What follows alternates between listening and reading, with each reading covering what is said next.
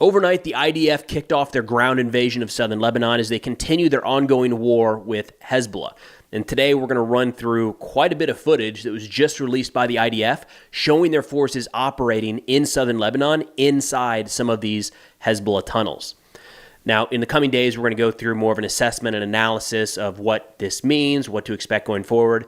But the volume of footage that was just released that we've never seen before, I felt like was worth its own video to just kind of present and run through.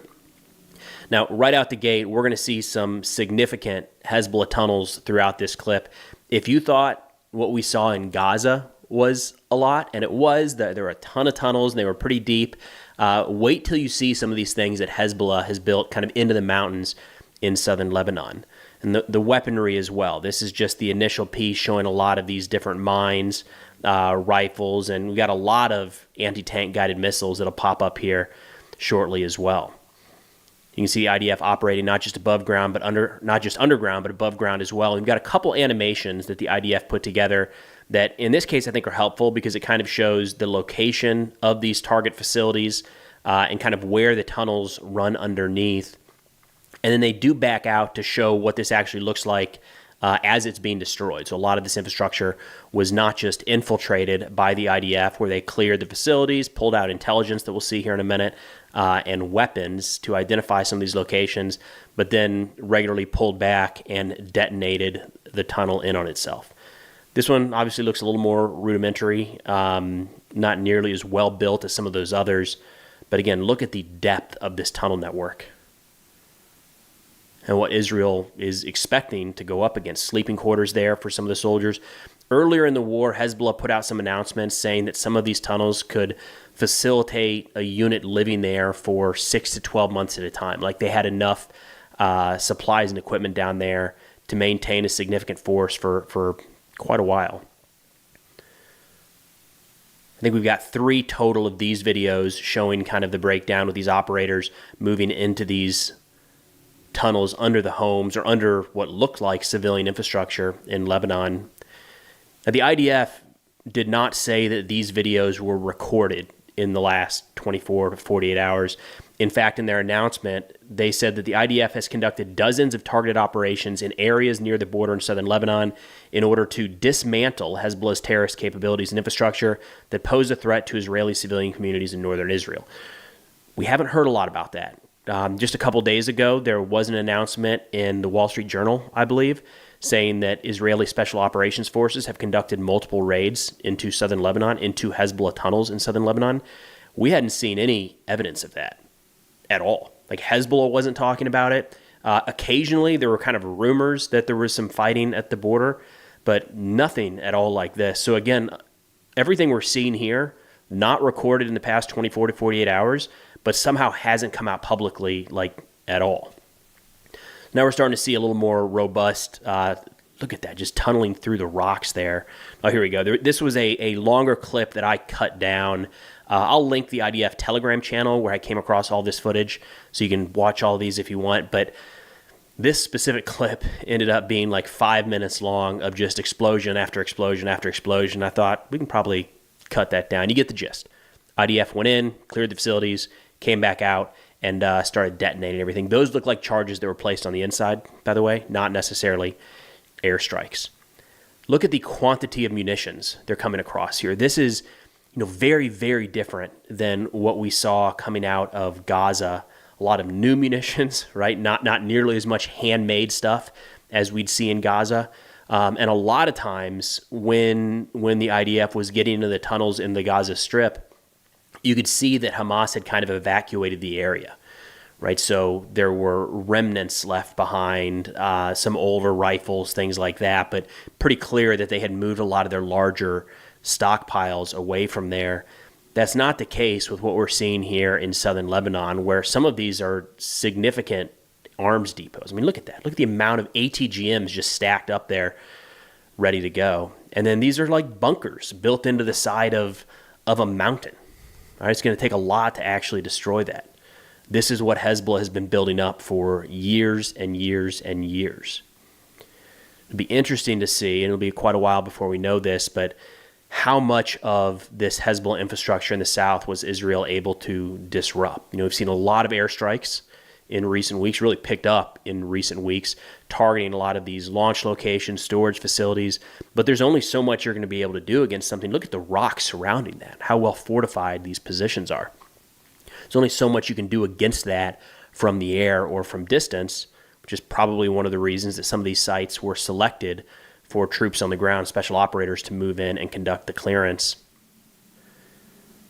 Based off of what we've seen in recent weeks, we go another tunnel, World War I looking entrance there in terms of like trench warfare. Not exactly sure what those are there, but something to make this livable, right? Somebody can probably fill me in on what those big tanks are, whether they're water tanks or something else. But a lot of these tunnel networks are designed for the people to not just move in there and fight for a day or two, but again, live for weeks, maybe even months on end without having to come out to get new supplies and expose themselves to Israeli intelligence and fires. More living quarters. I think we saw a little bit of this clip earlier, actually. There were like 20-some clips and pictures released by the IDF, so we got a ton of different looks of these guys moving through there. Yeah, pretty well built up tunnel here. I mean, this is something that you would see in just the construction of that with the center blocks. Is something you could expect to see in a Western country, like under a city, right? It doesn't look drastically different than a basement in a built-up urban environment. I don't recall, having gone through all this footage previously, I don't recall seeing any engagements.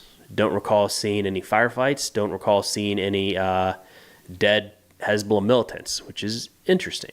Even when they were doing the clearances, Jesus, look at that, 20 feet down that ladder.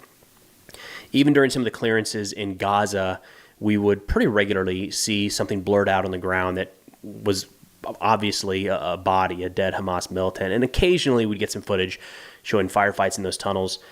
Didn't see those at all here.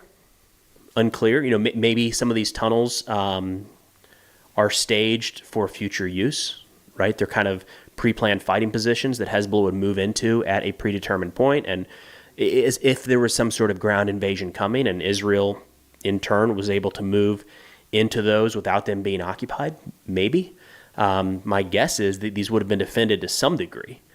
And prior to this footage, they cleared some size of a Hezbollah element out of that location. There was no footage showing where and how those guys were killed, anything like that. But a big piece here worth noting is the intelligence pulled out of these locations. This is something that clearly assisted Israel as they moved through Gaza, moving from one tunnel to the next. It wasn't just a matter of removing Hamas's ability to use that infrastructure to fight. Oh, there we go.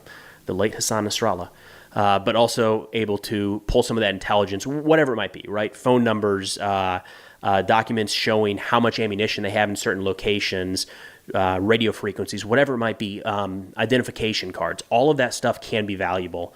There's really nothing that does not serve some sort of purpose when you have a sizable, looking at all these documents here, when you have a significant intelligence resource able to kind of sift through it and make meaning of a bunch of different things. So there is going to be a lot of valuable intelligence that Israel pulls from this find. God, so many explosives. ATGMs, breach charges. I like that, using the light on the Glock to show everything. Again, a lot of what we're seeing here, especially when you're talking about mines, and to a degree the ATGMs, and some of the anti-personnel and anti-tank mines, a lot of that is defensive in nature, which is interesting, right? Looking at this, mostly what we've seen out of Hezbollah in recent months is offensive in the sense of firing rockets, missiles, and drones into Israeli territory. Of course, it looks like what Israel did here was move into some of these locations along the southern portion of Lebanon, along the border of northern Israel. And these were areas that were set up and equipped to repel some sort of Israeli ground offensive or a ground invasion of sorts. Again, fighting back tanks and infantry, things like that. So I guess that's probably the reason that the IDF sent in some number of special operators to clear out these tunnels. Again, I'll go ahead and link all of these, or the Telegram to the source of all these videos in the description below if you want to check that out. But I'll be back in a couple days with more of an assessment of what we've seen so far and how this fight is playing out. For the time being, I felt like, again, it was just worth sharing some of the raw footage right now being released by the IDF because, as mentioned previously, never before seen, right? We've not seen Israel operating in southern Lebanon. Felt like it was interesting. But thanks for watching, and I'll see y'all next time.